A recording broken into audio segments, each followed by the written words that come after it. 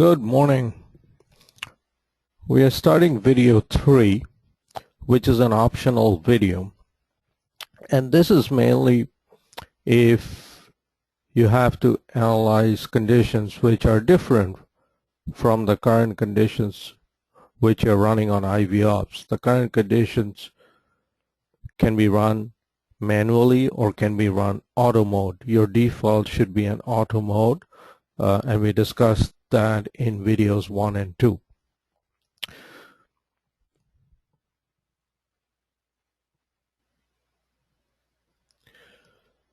So what are the applications of the features added as part of IVops for planning?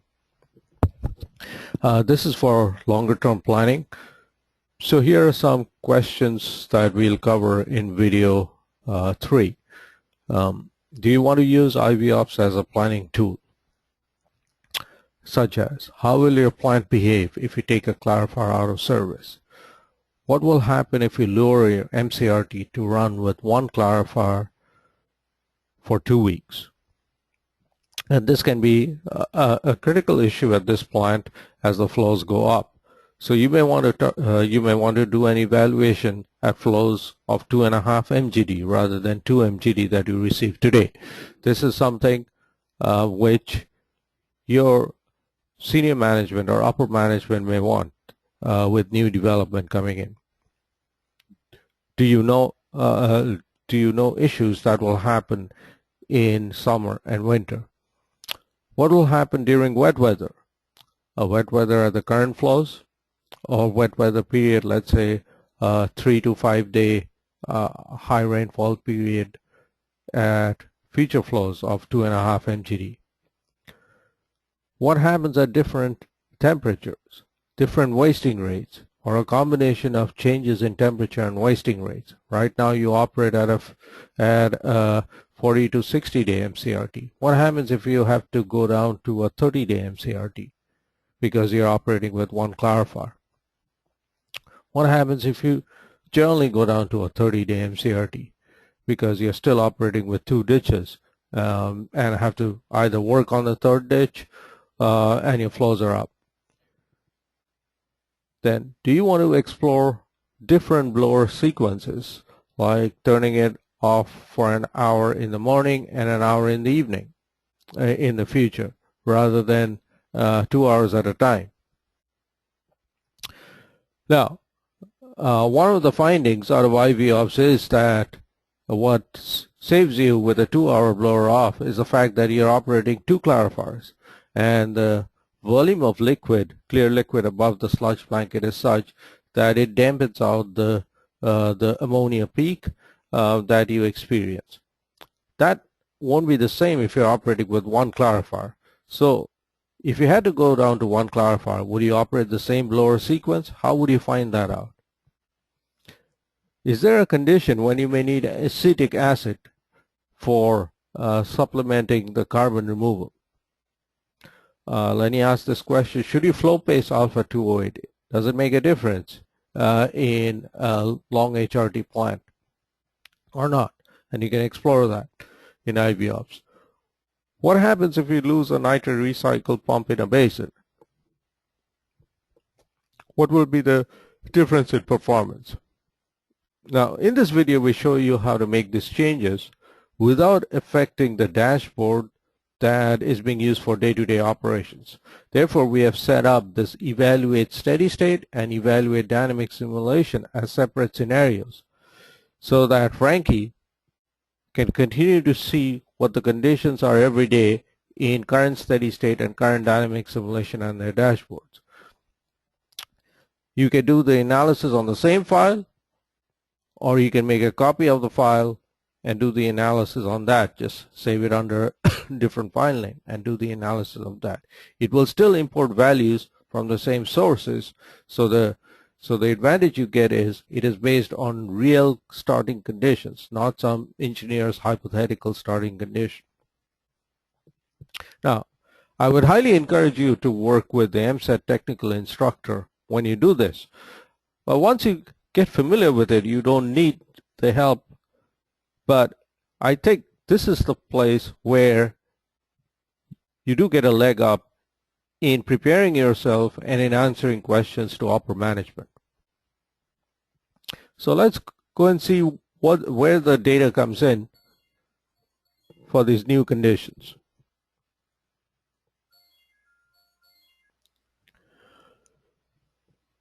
We went through this spreadsheet yesterday, but we covered the first two sheets. We covered the 30-day average and the last 24 hours, which are used for the first two scenarios, which are the current steady state.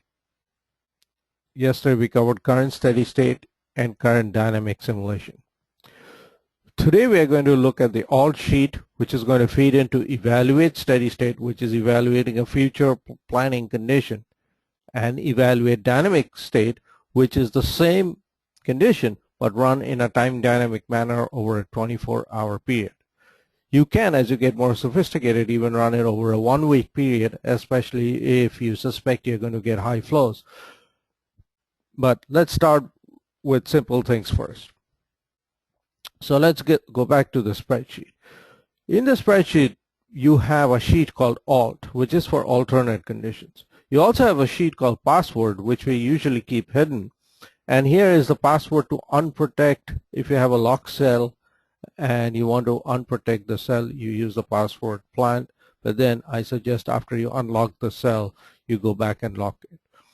Well, you shouldn't need to do that because we have set up the sheet appropriately. So when the file is released to you, this sheet may be hidden from you, and all it is then we just go here, format hide, and we can do a hide sheet, and then you will not be able to see the sheet. But it is there. You can unhide it. You look at the password. The password is just simple, like you saw, PLANT with an uppercase P.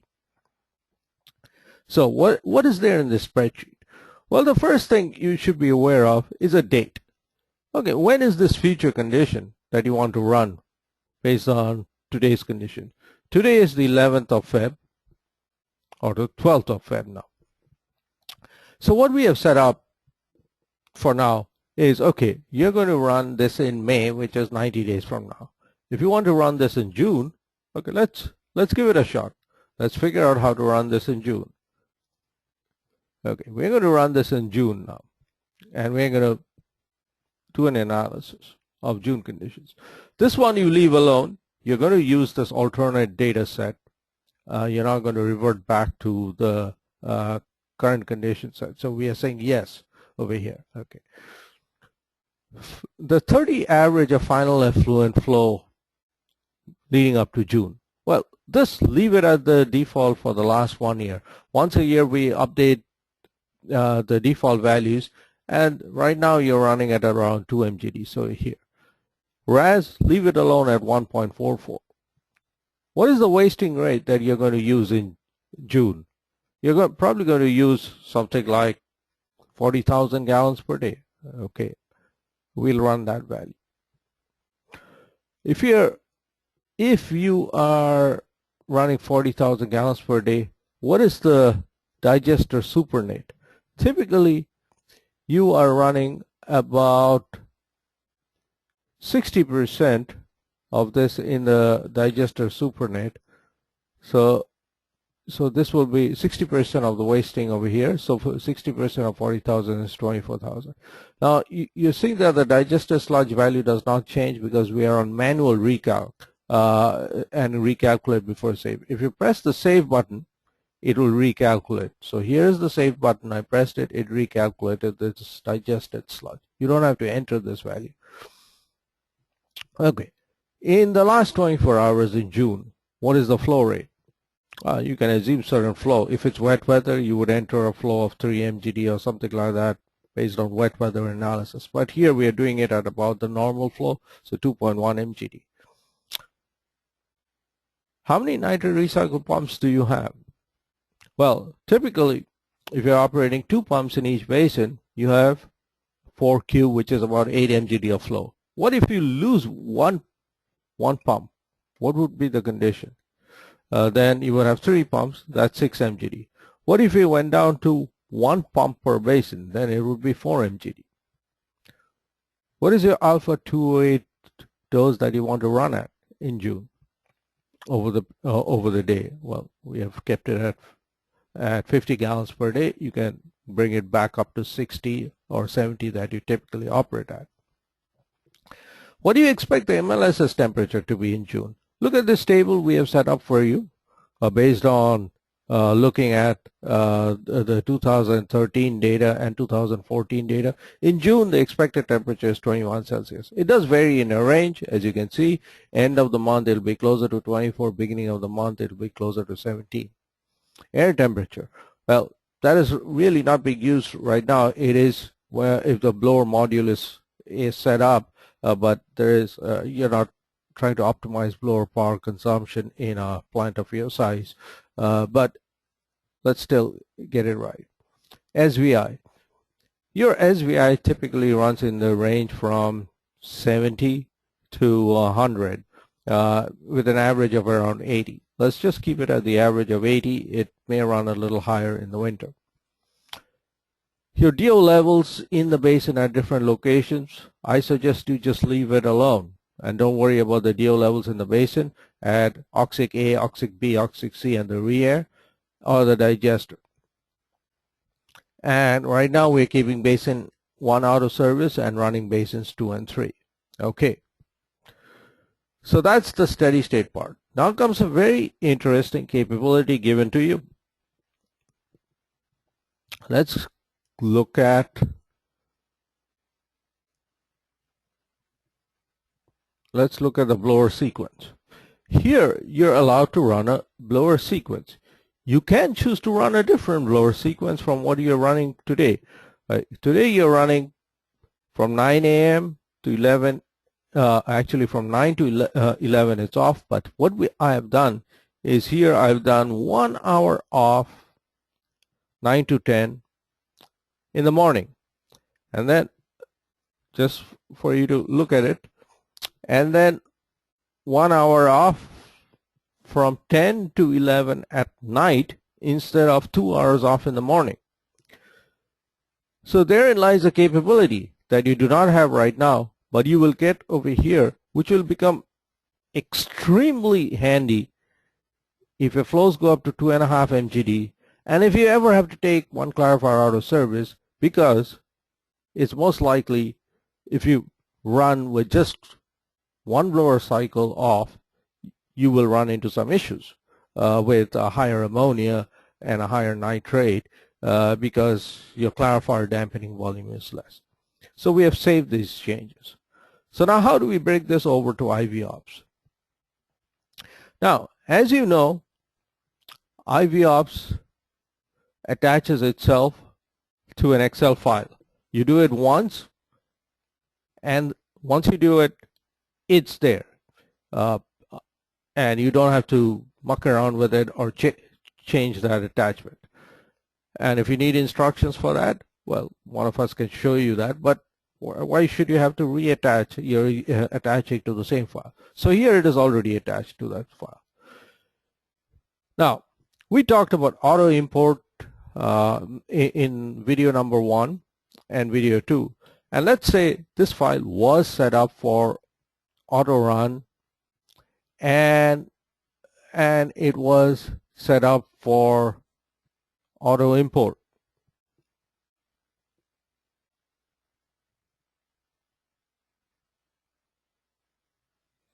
Okay, so this file is set up and running on your computer on auto run and auto import.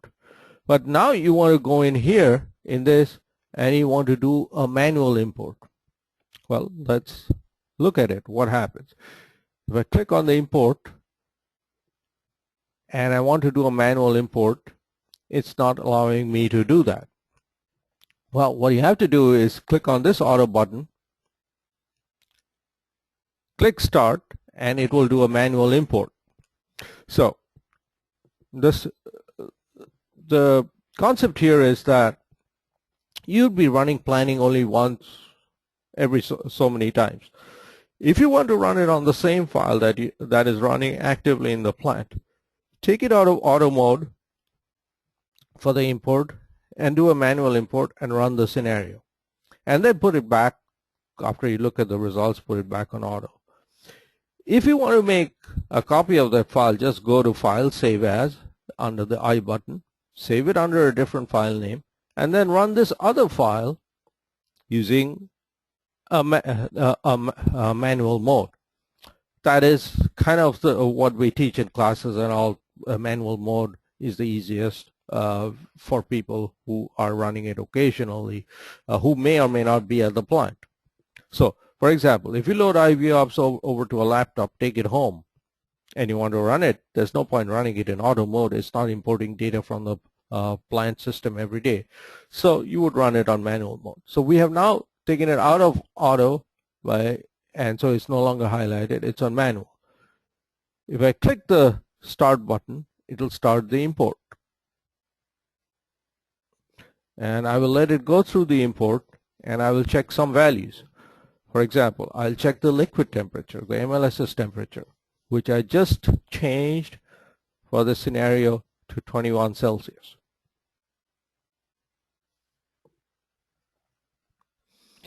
Now, one caution.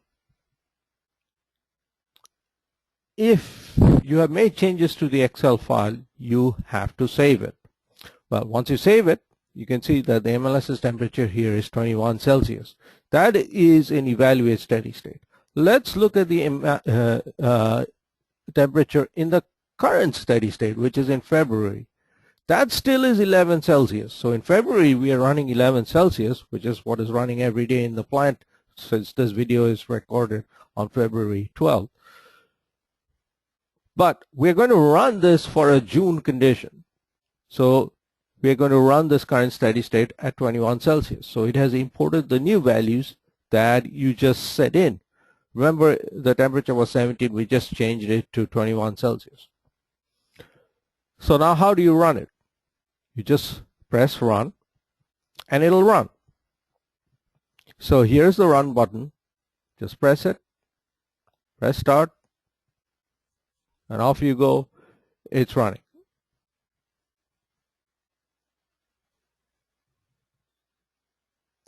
Now be patient and let it run through. Sometimes if you make a big change in temperature, it'll take some time to reconverge, but once it reconverges, you'll see this end, and it has converged to a solution.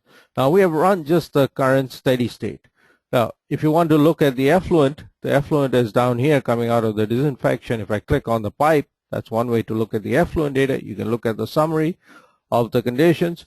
This is your ammonia, this is your nitrate. Remember, we may be running less than the full set of nitrate recycle pumps. In fact, we are running only one pump per basin, but in summer it's fine. And so on. This is the OP and TP for those conditions. If you want to look at the mixed liquor going into the clarifier, just click on the pipe going into the clarifier, and this is your mixed liquor. We are wasting quite a bit more, and therefore your mixed liquor is 3400. Okay. We ran an alpha 208 dose of 50, which is on the low side, and therefore our effluent TP was 0.34. You can now try a different alpha 208 dose like 60 or 70, and you can check it.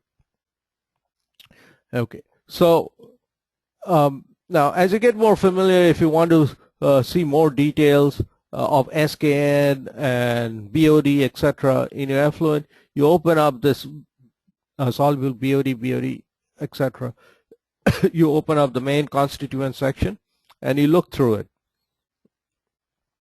If you want to look at more exotic items, like you want to look at how much of what precipitate there is, well, let's not look at it in the effluent, let's look at it in the mixed liquor. Okay, how much of ferric phosphate do you have? How much of aluminum phosphate do you have based on the aluminum and iron content that we put in for alpha 208? That's here. If you want to look at the types of microorganisms that you have, how much of ordinary heterotrophs, how much of ammonia oxidizers, how much of nitrite oxidizers, you have all these pieces of information. But rather than stay here, just here, we will also run the dynamic simulation. Now remember, we set up a different blower pattern. We set up 1 hour off in the morning, 1 hour off in the afternoon. You can change that. You can run 3 hours off in the morning, or you can run 2 hours off in the morning and nothing in the evening. So we have 1 hour in the morning and 1 hour in the evening, not afternoon, evening. So to run the dynamic simulation, this is already set up for dynamic simulation. If you want to check here on dynamic simulation, some of the parameters are here, but let's not worry about this over here. This evaluate steady state is going to start with the previous steady state condition. What I want to show you is that the simulation here is running in a dynamic state. This scenario, we keep it set a dynamic state. If you want this to start, and I should have set it for you, if you want this to start from a different steady state, right now it says it starts from evaluate steady state, its steady state condition. If you want to run it starting from a different condition, we would set it up here, but for you, let's just leave it alone over here. Okay.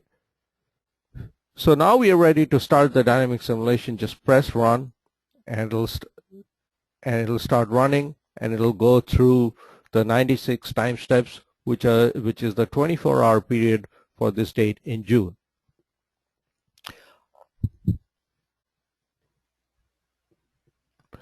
Now, once it finishes running, it will have run through the 96 time steps. This time it took 8 minutes, but on your computer it'll probably take 2 minutes if it's an i7 machine, and if you do not have GoToMeeting. GoToMeeting slows it down substantially because we are sharing the screen with the video. So we'll now look at the results. Okay, so we have finished running the dynamic simulation. How do we look at the results? As I mentioned, there are two places to go look at the results. You can look at the results in the results. You can look at the results in the dashboard. So we'll start with the dashboard because that's what we talked about in video number 2, and you can set up your own custom dashboard and save it, which can be a different dashboard from what you have in current dynamic simulation. So this plant, well, let's make sure we're getting the data in right. Over here, this plant is supposed to have two peaks over here because of two blower shutdowns during the day, but they are shorter, so they don't go up as much. And so this is how it looks like during the first blower peak, the first blower shutdown in the morning, and the second blower shutdown in the evening. And this is how the nitrate looks like. This is in oxic A. Let's look at it in the rear zone. Interesting. Over here, I need to study this a little bit more to make sure it's bringing in the right pattern.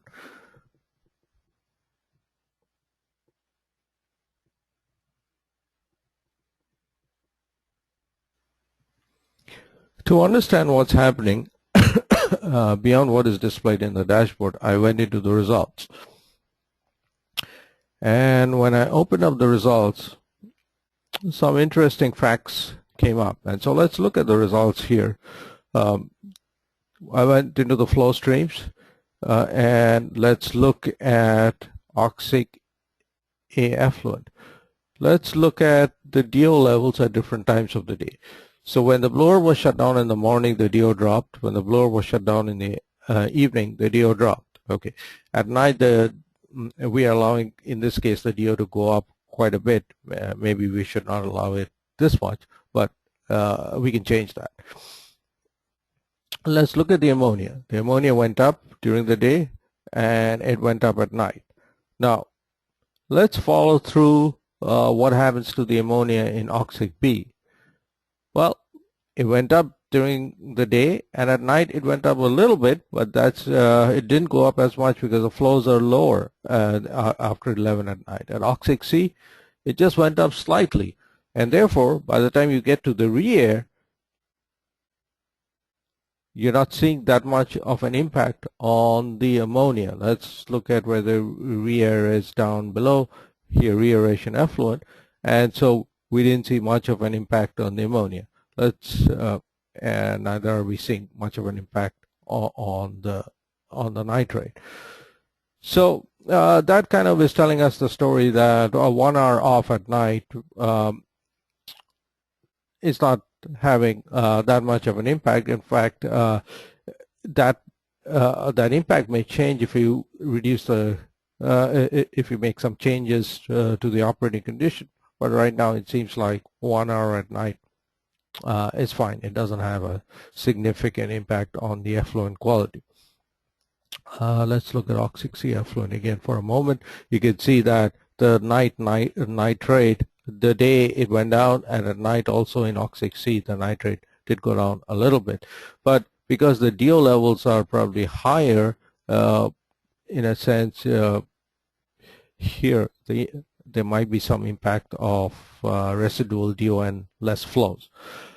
Anyway, that is the evaluation of 1 hour off in the morning and 1 hour off at night. So you can save these values. You can save this run. The impact may change again between summer and winter. We were running it in June, but if you ran it in February, March, the impact could probably be different. That's kind of the end of this video. We'll now catch up with a few other items in video 4.